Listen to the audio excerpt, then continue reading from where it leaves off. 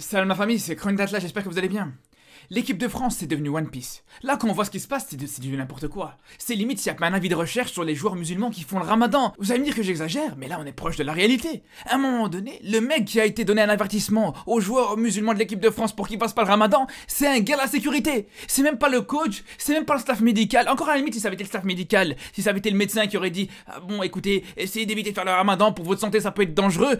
On aurait dit, allez, à la limite, pourquoi pas. Mais là, c'était un gars de la sécurité, limite, il leur a mis un coup de pression, ou c'est comment? Non mais sérieusement, ils ont que ça à faire. Ils n'ont pas trouvé d'autre chose à faire avec tous les problèmes très graves qu'il peut y avoir dans cette fédération française. Là, la seule priorité, c'est de faire une chasse aux Pokémon. Trouver le musulman qui fait le ramadan. Mais le pire, c'est que c'est même pas ça le plus grave. Parce que, encore à la limite, qui surveillent pendant la journée les joueurs musulmans, qui mangent bien, qui boivent bien, qui s'hydratent bien, etc. On pourrait se dire, bon, allez, peut-être qu'au final, ils s'inquiètent juste pour leur sécurité, qu'au final, ça part d'une bonne intention, on pourrait se dire ça. Mais non, on a bien compris que c'était pas le cas, parce qu'à un moment donné, ce qui est grave, ce qui est même très grave, c'est que ces joueurs musulmans, ils ont une interdiction de faire une pause pour rompre leur jeûne en plein match. Mais là c'est grave, là franchement c'est des malades. La vérité, vous vous rendez compte à quel point c'est grave ou pas? À un moment donné, quand tu vois qu'un joueur normal, un joueur qui est pas musulman, qui fait pas le ramadan, qui a rien à voir avec tout ça, il est en plein match, il veut faire une petite pause pour aller s'hydrater, pour aller manger un truc parce qu'il a un petit creux, personne va lui interdire. C'est même conseillé à la limite. Mais si jamais c'est un musulman qui a le malheur d'avoir une date dans la bouche au moment du ftour, ah là c'est fini, il se fait attraper. Mais vous vous rendez compte ou pas? Mais sérieusement, il y a que moi que ça choque. Il y a que moi que ça choque que ça c'est vraiment des choses qu'on pouvait voir dans des époques très sombres de l'histoire en fait. Mais honnêtement, on va utiliser les grands termes, on va utiliser les grands mots. Mais dites-moi si ça c'est pas de la persécution, sérieusement. Honnêtement, qu'est-ce que ça peut leur faire que les mecs ils prennent 30 secondes pour s'hydrater, pour vite fait reprendre de l'énergie au moment de la rupture du jeûne? Mais je vois pas, il y a quoi de mal là-dedans? Ils demandent pas que je le sache à prendre la grande assiette de couscous, à commencer à faire un grand repas pendant 15-20 minutes. Ça prend maximum 30 secondes et puis c'est réglé. Surtout, je vous le dis, si ça avait été un joueur lambda, si ça avait été un joueur non musulman, ça serait passé totalement inaperçu. Le mec, il aurait été prendre 2 gorgées, personne n'aurait remarqué au final. Mais là, encore une fois, c'est ça qui est grave, parce que c'est des musulmans, ils ont pas le droit. Et pour vous dire à quel point c'est totalement ridicule, ça les oblige à manger ou à boire pendant toute la journée, et au moment où ils ont le droit de manger, là, ils ont plus le droit. Là, c'est interdit. Mais au-delà de tout ça, il y a une chose qu'on n'a même pas abordée, mais c'est même le plus important. C'est que pour la sécurité des joueurs, ça se passe comment? Si un joueur, il fait un malaise pendant le match, après il va me dire, ouais, mais il avait qu'à pas faire le ramadan. Mais justement, quand tu fais le ramadan, t'as le droit de manger ou de boire à n'importe quel moment dans la journée si tu te sens mal. Donc là, ça veut dire que maintenant, même si le joueur se sent mal, même si le joueur est pas bien, parce qu'il y a eu cette interdiction justement de s'hydrater au moment de la rupture de jeûne, il n'a pas le droit. Non mais j'espère sérieusement que la Fédération Française de Football sera sanctionnée là-dessus. Parce qu'au final, ça va même à l'opposé des règles de la République. Je suis pas un grand connaisseur en politique, etc. Mais on sait très bien qu'il n'y a absolument rien qui est interdit à un joueur ou à une personne lambda de faire le ramadan.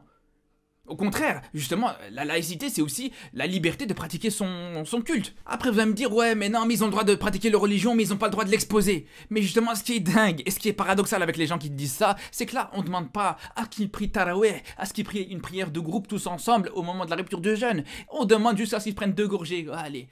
C'est grave, là on est en train de parler, on est en train de défendre des joueurs musulmans pour qu'ils puissent prendre 2 gorgées au moment de la rupture du jeûne. Franchement, ça devient très grave. Et cette vidéo, elle est lunaire, la vérité, elle est lunaire. C'est quand même grave de dire qu'on est obligé de faire une vidéo pour parler de ce genre de choses, qu'on est obligé de faire une vidéo pour dire, ouais, non, c'est pas normal, qu'on n'autorise pas des joueurs musulmans à s'hydrater au moment de la rupture du jeûne. C'est incroyable. Alors que ça, justement, tu vas dans tous les autres pays en Europe, tu vas en Angleterre, tu vas en Allemagne, tu vas dans n'importe quel autre pays quasiment, il n'y a aucun problème. Il n'y a aucun problème. Combien on n'a pas vu de vidéos justement en Allemagne où justement l'arbitre fait une interruption parce qu'il y a un joueur musulman sur le terrain, il fait une interruption du match, allez, va vite fait t'hydrater, va vite fait manger tes 2-3 dates, etc. Et puis on reprend le match. C'est réglé en 30 secondes. Pareil en Angleterre, donc en première ligue, donc toute la première ligue que c'est, meilleur championnat du monde, eux-mêmes ils se sont dit, bon, on va autoriser les joueurs musulmans à faire leur rupture de jeûne pendant ce ramadan. C'est si grave que ça? Franchement, c'est si extraordinaire que ça. Et ça, justement, si t'as le malheur de parler de ça en France, si t'as le malheur de vouloir proposer ça, mais c'est fini. Ah, t'es foutu. Pourtant, moi, j'ai l'impression qu'il n'y a absolument rien de grave là-dessus. Honnêtement, en toute objectivité.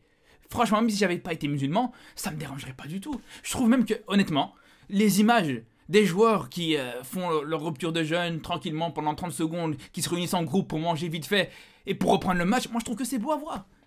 C'est un beau message, c'est un beau symbole. Et franchement, même si ça n'avait pas été des musulmans, si ça avait été Carême, si ça avait été pour Kippour, pour n'importe quoi d'autre, j'aurais même applaudi ça, j'aurais dit c'est beau à voir.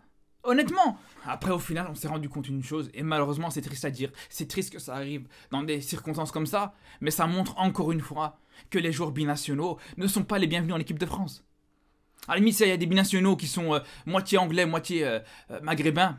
Allez, pourquoi pas, va jouer pour l'Angleterre. Mais pour l'équipe de France, c'est pas possible. Et en plus, quand on entend parler de tout ça, je me dis ce qui est grave, c'est que là, pour le coup, c'est ce qui a fuité. Ça, c'est juste la seule chose qui a fuité, mais je me demande en coulisses comment ça doit être. Là, honnêtement, je suis sûr, on n'a encore rien vu. Je suis sûr, en coulisses, ça doit être encore pire. Et c'est pour ça que, comme a dit Romain Molina, je trouve qu'il a tout à fait raison quand il a dit que là, les joueurs doivent parler. Après, je peux comprendre qu'un joueur comme, je sais pas, Pogba, Kanté, les joueurs musulmans qui jouent encore en équipe de France, ils ont pas trop envie de s'exposer ou prendre des risques. Allez, à la limite, pourquoi pas. Mais un joueur comme Benzema, là, pour le coup, là, c'est le moment d'en parler. Là, si tu veux faire une story sur Insta, c'est le moment de venir nous exposer, nous dire voilà ce qui se passe en équipe de France. Voilà comment les musulmans sont traités en équipe de France. Voilà comment les joueurs d'origine africaine sont traités en équipe de France. Parce qu'on se rappelle justement, Patrice Evra à l'époque, il en avait déjà parlé. Mais bon, Patrice Evra, c'est vrai qu'il a peut-être pas forcément la même crédibilité que Benzema. C'est vrai que Patrice Evra, on sait que c'est un joueur un petit peu excentrique par moment. Des fois, on sait même pas s'il est sérieux ou s'il rigole. Donc c'est pour ça que si Benzema prend la parole, un ballon d'or quand même, le ballon d'or actuel qui prend la parole pour dénoncer ce qui se passe dans cette fédération et ce qui se passe autour de cette équipe, franchement, ça pourrait être vraiment une grande avancée. Et ça pourrait permettre justement de sanctionner les responsables au final. C'est tout ce qu'on veut. En tout cas, on va suivre ça de très près. De toute façon, c'est vrai que Benzema, au final, il avait dit qu'il allait parler. Il avait dit qu'il allait dénoncer un petit peu ce qui se passait autour de Le Gret, autour de Deschamps, etc. On espère que ça va pas être des paroles en l'air. On espère vraiment. Et de toute façon, si c'est le cas, on en reparlera. Donc, je vous dis à très très vite. Et surtout d'ici là, prenez soin de vous.